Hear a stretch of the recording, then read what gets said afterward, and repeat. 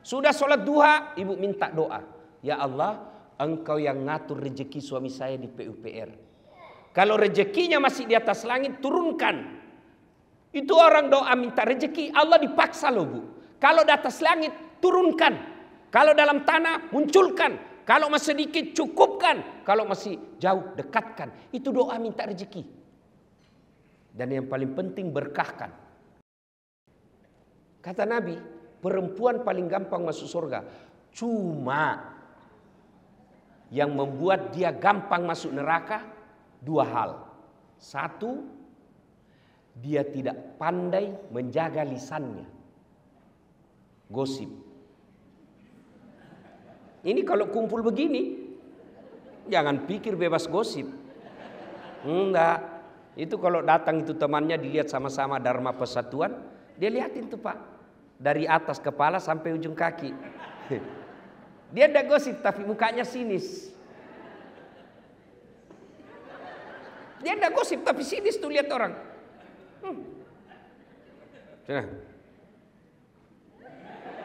Kenapa? Kayak umbul-umbul. Iya toh ibu. Maka perempuan kalau dia mampu menahan lisannya, insya Allah gampang masuk surga. Tapi sayang seribu sayang, setan tahu rahasia ini. Maka dibuatnya gampang dia terprovokasi. Kau tahu anu? Katanya, oh iya. Padahal dia tidak tahu itu. Cepat sekali. Iya betul. Padahal dia tidak tahu. Suka ikut campur yang bukan urusannya. Nah biasanya kalau perempuan orang suka ikut campur, takdirnya semasa hidupnya seperti tauge. Ibu-ibu tahu tauge? Ibu tahu tauge? Coba lihat tauge. Suka ikut campur kan? Iya toh?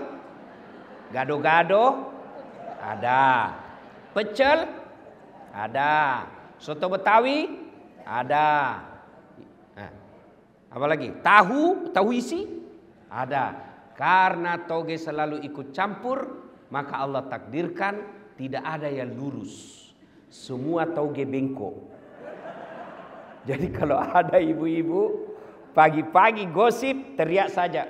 Oi, tauge dia. Ayuhibbu ahadukum, kata Allah, sukakah kamu memakan bangkai sesamamu manusia? Inilah penyebab utama putusnya persaudaraan. Gosip. Cerita kejelekan orang. Meskipun saya jelek, saya tetap marah ketika kau cerita saya jelek. Itulah sebabnya Allah melarang. Zaman dulu, zaman Pak Menteri sekolah, zaman Pak Menteri masih pegawai biasa di kantor ini, gosip masih lebih sulit daripada zaman sekarang. Kalau dulu mau gosip harus tatap muka di satu tempat. Sekarang satu di Jenek Berang Makassar, satu di Jawa Timur, satu di Riau, kumpul di grup Dharma Wanita Persatuan PUPR. Siapa yang dikosip? Temannya yang ada di Jambi. Nah, itu tidak perlu ketemu. Setan mempermudah. Dan kita gampang sekali mencet jari ketika berbicara keburukan orang. Itulah sebabnya Nabi sampaikan, beruntung orang yang terlalu sibuk mencari aib dirinya sehingga tidak punya waktu untuk mencari keburukan orang lain. Itulah pepatah dulu waktu kita sekolah mengatakan, semut seberang lautan tampak olehnya, sementara gajah di pelupuk matanya tak nampak. Ini yang banyak sekarang di media sosial. Apalagi jelang Pilpres kemarin. Oh Masya Allah. Orang mau jadi presiden, dia panen dosa. Maka ibu-ibu, saya cinta kalian karena Allah, hindari gosip. Hindari gibah. Tapi yang saya ceritakan benar. Justru benarnya namanya gibah. Kalau salah namanya fitnah. Maka pelajaran pertama, kalau mau merapatkan persaudaraan, hindari gosip. Perempuan kalau mampu menahan lisannya dari gosip, insya Allah gampang masuk surga. Yang kedua, kata Nabi, penyebab perempuan gampang masuk neraka karena dia tidak mampu mensyukuri kehadiran suaminya. Coba, berapa banyak nanti perempuan soleh secara ibadah mahdah kepada Allah, tapi terpaksa masuk neraka. Kenapa? Karena dia sudah bantah, suka melawan, suka menjajah suaminya.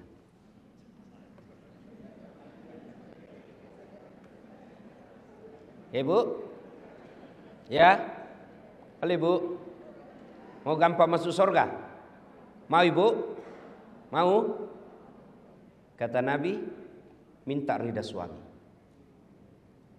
Bagaimana cara minta ridha suami? Yang praktikum, yang langsung bisa dipraktekkan. Satu, kalau suami mau berangkat, jangan lupa usap dadanya, minta ridhanya. Saya agak belok sedikit dari halal bihalal, karena tiap tahun kita halal bihalal. Tapi menasehati istri ini jarang di sini. Ibu, jelas ya? Mau dapat ridhanya suami, suamimu setiap mau pergi, jangan pernah dia tinggalkan rumah tanpa ibu antar sampai ke mobil. Itu real. Tapi kadangkala perempuan modern, suaminya pergi tanpa dilihat sama sekali. Itu awal ibu jauh dari ridha Allah. Antar, pegang tasnya, masuk ke mobil. Itu istri saya Pak Menteri. Meskipun Ibu Kartika juga demikian, ya. Meskipun saya selisih 26 tahun, Pak Menteri tadi bilang istri saya itu ustaz cerdas. Beliau kadang lebih menasihati saya. Memang istri begitu. Daripada ibu jaga HP suami, tapi kan kita tidak berkhianat. Ya, tidak berkhianat. Jadi gimana caranya? Istri saya kalau saya mau keluar, itu ransel saya dipikul. Ya, saya bilang karena ransel saya itu ya setiap kemana-mana agak berat, karena banyak barang elektronik di dalam untuk saya mengajar. Bawa, lalu dia bilang, jangan, nggak usah sayang, biar saya bawa. Kata istri saya, beratnya ransel ini tidak seberat beban Ustadz cari nafkah untuk kami.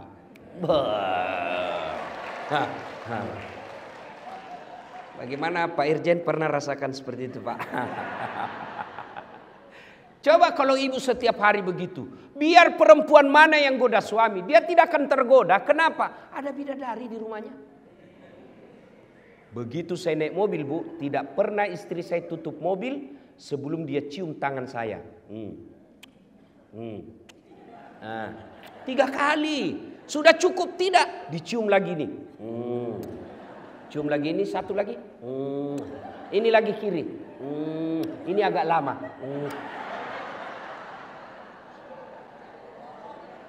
Ayo bapak-bapak pernah merasakan?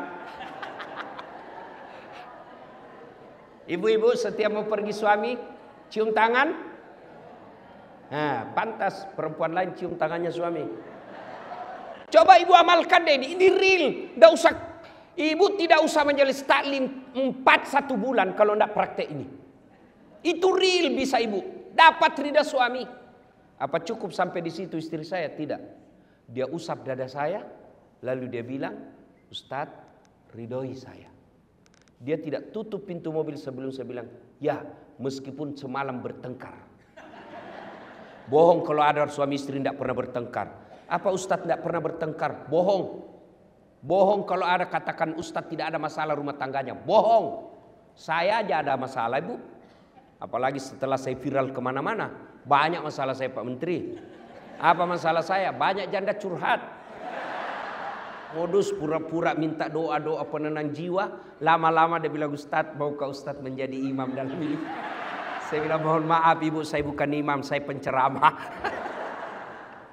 Jelas? Ya ibu? Real. Yang kedua, ibu sebagai istri pejabat ataupun bukan pejabat, ketika suami pergi, bantu suami cari nafkah. Bagaimana bantu suami cari nafkah? Ibu tidak usah dagang kiri kanan keluar rumah, nanti difitnah orang. Real, bukan pekerjaan yang mendatangkan rezeki. Kalau pekerjaan yang mendatangkan rezeki, semua orang yang sama pekerjaan tupoksinya mestinya sama uangnya. Tapi menurut keyakinan kita orang Islam, yang mendatangkan rezeki al-waqi'ah, kemudian duha, kemudian sedekah dan silaturahmi. Jadi ibu kalau mau bantu suami cari nafkah, sholat duha. Suami pergi, anak sudah pergi sekolah, jam 8, ibu ambil wudhu, sholat duha 2 rakaat. Ada waktu, tambah 4. Masih cukup, 6. Masih luang, 8 rakaat. Bagaimana caranya? Sama sholat sunnah yang biasa, cuma bedanya niat. Tahajud niatnya tahajud, waktunya malam hari. Sholat duha niatnya duha, waktunya pagi hari. Jangan juga ibu sholat duha malam hari. Saya sudah sholat duha Ustaz, tadi malam. Aduh, malam hari dia sholat duha. Sholat duha pagi hari. Sudah sholat duha, ibu minta doa. Ya Allah, Engkau yang ngatur rezeki suami saya di PUPR. Kalau rezekinya masih di atas langit, turunkan. Itu orang doa minta rezeki, Allah dipaksa loh bu. Kalau di atas langit, turunkan.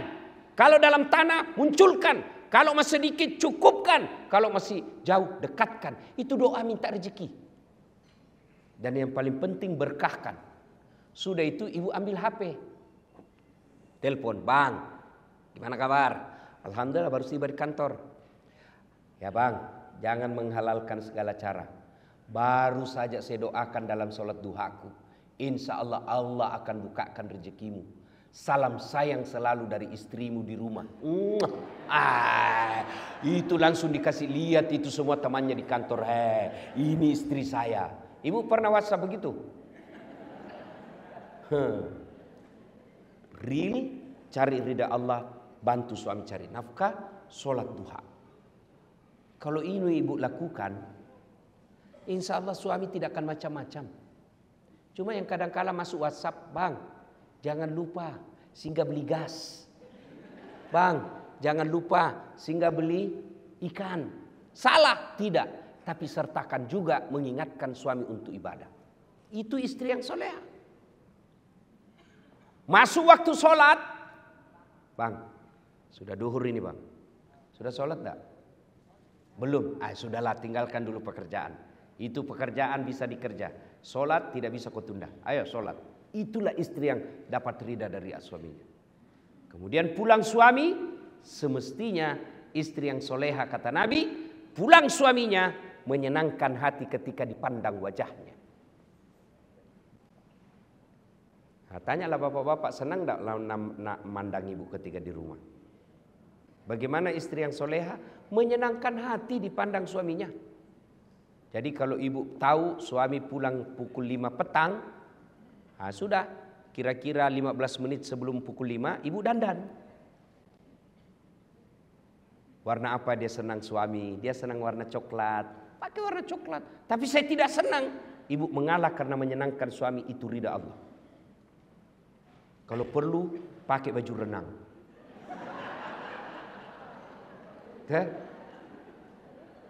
Alhamdulillah ibu-ibu saya lihat semua hari ini, Masya Allah, cantik semua. Tapi saya curiga hanya karena ada acara. Tapi begitu mau tidur dengan suami, daster. Ada pula itu bedak yang putih di sini penuh, baru dikasih timun. Ada handuk di kepala. Bagaimana suami tidak depresi? Aduh, setengah mati sih cari duit begini jodoh saya. Maka istri yang baik menyenangkan hati ketika dipandang wajahnya. Yang kedua kata Nabi, ketika suamimu ada di rumah, maka buat dia tenang dan betah di rumah. Mohon maaf Ibu ya, saya sengaja tema ini bahas karena ini acaranya Dharma Wanita Persatuan. Supaya ada bekas kita bawa pulang untuk ini Bu. Dunia sementara. Pak Basuki menteri sekarang, tinggal beberapa saat. Akan ditinggal. Tapi menjadi suami, menjadi istri, itu bisa sampai akhirat. Dan Ibu tahu makna dari doa fid dunya hasanah. Kebahagiaan di dunia, keselamatan di dunia menurut para ahli tafsir menafsirkan ayat ini yang disebut kebahagiaan di dunia punya istri yang soleha. Bapak bisa bayangkan bagaimana kalau istri kita intimidasi. Mana bisa kita tenang. Baru kita sampai 10 menit ditelepon. Di mana kau? Di mana kau? Di kantor. Bohong. Coba lihat video call. Mana bisa kita tenang Pak? Saya yakin Ibu Menteri, Pak Menteri, Pak Basuki bisa hebat seperti sekarang karena punya istri Ibu Kartika. Mana bisa kita jago kalau diteror sama istri? Coba, saya mau ceramah di sini, 10 menit sebelum saya tampil, istri saya mamanya cek WhatsApp. Pulang kau cepat. Mana bisa lagi saya tenang? Kenapa kau suruh pulang? Anakmu kesetrum. Itulah tugas istri. Maka kalau mau punya penghasilan suamimu baik, buat hatinya tenang. Kenapa? Karena penghasilan suamimu akan kembali ke istri. Dan jangan buat suamimu memilih pilihan yang tidak bisa dipilih. Mana? Karena ada perempuan itu kadang ngomong, ibumu terus, ibumu terus. Pilih ibumu atau saya istrimu. Mana bisa kita pilih? Itu yang orang Bugis bilang, ajak musuri lakimu to sikuna. Jangan kau suruh suamimu gigit sikunya. Ayo, ibu gigit siku. Yang bisa saya kasih umroh 10 kali. Coba gigit itu sikumu. Mana bisa? Itulah yang disebut jangan posisikan suamimu pada pilihan yang tidak bisa dipilih. Pilih kok, mamamu atau saya istrimu. Itu pilihan beleng-beleng gitu. Ibu, kan ada itu biasa istri ngomong begitu. Bu, yang suka ngomong begini. Ibu, tolong jawab Ibu. Siapa yang mengandung suami Ibu? Mamanya. Siapa yang melahirkan? Ibunya. Siapa yang membesarkannya? Siapa yang mendidiknya? Sekarang siapa yang terima gajinya? Jawab ini Bu, jawab. Istrinya. Maka pantas ketika Nabi sampaikan, ridha Allah ada pada ridha suamimu. Maka istri yang soleha membuat suami betah di rumah. Itu real. Tidak usah baca kitab kiri kanan. Real itu. Itu kesimpulannya semua kitab. Ibu, sekali-kali pikir tuh. Susahnya itu jadi suami. Di jalan macet. Di kantor dimarah-marahi Pak Dirjen. Dimaki-maki, memang kau goblok. Selalu siap salah Pak. Masuk warung kopi dikejar tagihan. Ya kan? Sampai di rumah dimaki-maki lagi sama istri. Memang kau goblok, kenapa kau tidak lawan? Mau dilawan dan dia dirjen. Sampai di masjid lagi dengar khotbah, neraka lagi dicerita, kau dibakar, dilipat, diguling. Mana enak jadi suami kita? Sampai di rumah dimaki-maki lagi, hilang kita punya harga diri. Dan itu perempuan salah satu kelebihannya ahli sejarah. Tidak pernah dilupa kesalahan kita Pak. Sudah 5 tahun yang lalu ada kesalahannya, dijelaskan kesalahannya, dia berusaha menjawab kesalahannya itu, belok, nyambung lagi 5 tahun yang lalu. Itulah perempuan ahli sejarah. Maka istri saya berkata, karena kami perempuan ahli sejarah, tolong kau suami jangan bikin sejarah. Top. Ya, nah ibu-ibu yang saya muliakan, muliakan suami.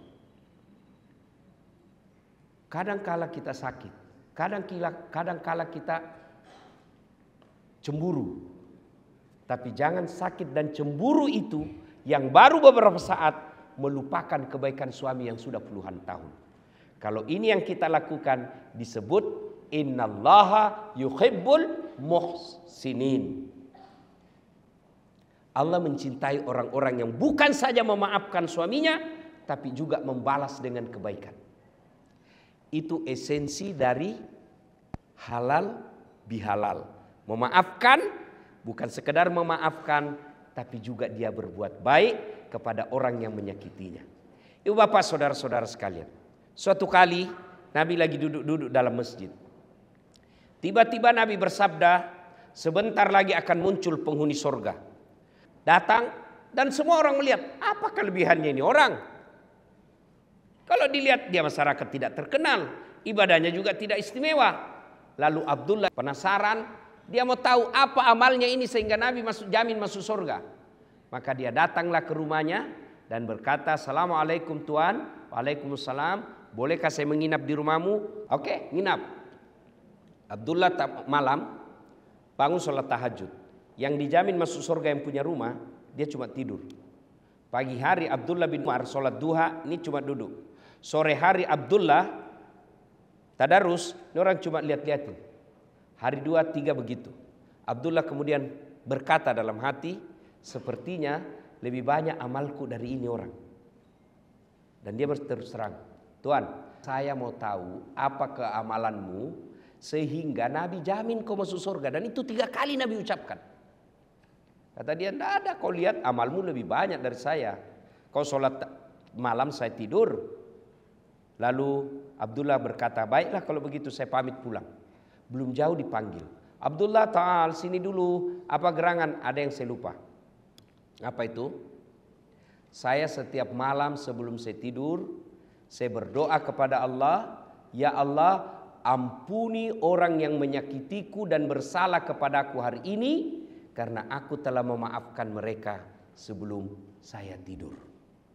Lalu Abdullah berkata, Allahu Akbar, itulah yang membuatmu gampang masuk surga. Ternyata orang yang ibadahnya sederhana tapi tidak punya sifat pendendam jauh lebih gampang masuk surga. Orang yang banyak ibadahnya tapi dendam dia bawa sampai mati. Inilah makna halal bihalal, memaafkan. Nah sekarang bagaimana cara kalau sudah terlanjur? Kemarin Pilpres 01, 02, 03. Sekarang tidak ada lagi 01, 02, 03. Sekarang 00. Mari kita tinggalkan semua itu. Namanya pesta demokrasi, pasti ada kalah, pasti ada menang. Dan kalau menang, ya dia punya tanggung jawab menjalankan. Kalau dia kalah, kalau dia bersabar, dia dapat pahala sabar.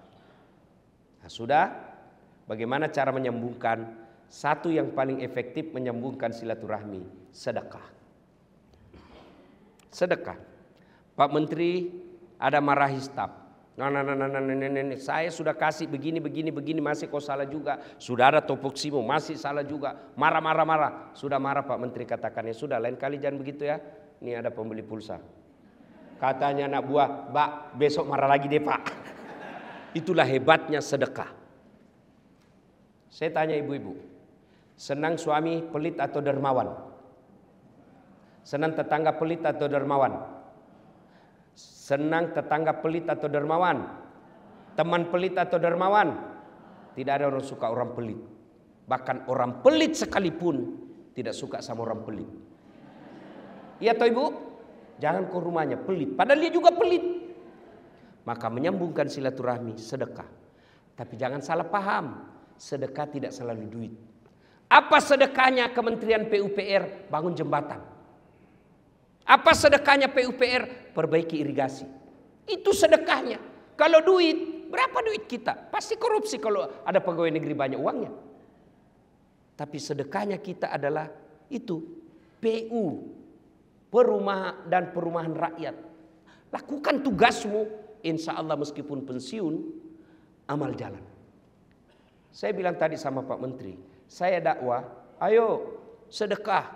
Orang hanya sedekah secara lisan. Tapi kalau Pak Menteri, ayo bangun jembatan, langsung jadi amal jariah. Kalau saya belum tentu. Maka merugi orang yang punya jabatan dan kuasa tidak memanfaatkan jabatan kuasanya untuk sedekah akhirat. Kata Nabi, siapa yang mau dipanjangkan umurnya, dimurahkan rezekinya, dan tertolak dari bencana, maka hendaklah dia bersilaturahmi. Dan masjid itu bisa diselesaikan pekerjaannya hanya dengan modal silaturahmi dalam pekerjaan ustadz dan balai besar PUPR yang ada di Makassar. Itulah sedekahnya Bapak. Itu sedekah. Ya. Bukan sedekah selalu duit, karena duit kita tidak seberapa. Maka sedekahlah dengan pekerjaan. Jembatan diperbaiki, jangan sudah diresmikan, belum diresmikan sudah rusak. Ibu bapak saudara-saudara sekalian, inilah makna halal bihalal kita. Wa'tasimu bihablillahi jami'an wa la tafarraqu. Berpegang teguhlah kepada tali persaudaraan agama Allah dan janganlah engkau bercerai-berai. Dan di tempat ini saya bahagia sekali sebab meskipun ibu-ibu istri para menteri sudah lewat masa jabatannya, tetap dilibatkan di acara ini. Inilah yang disebut kebersamaan. Mudah-mudahan kebersamaan seperti ini terus kita rawat sampai kita nanti bertemu di akhirat bersama Rasulullah minum di telaga Al-Kautsar. Demikian, lebih dan kurangnya mohon dimaafkan. Usikum wa nafsi bitaqwallah. Assalamualaikum warahmatullahi wabarakatuh.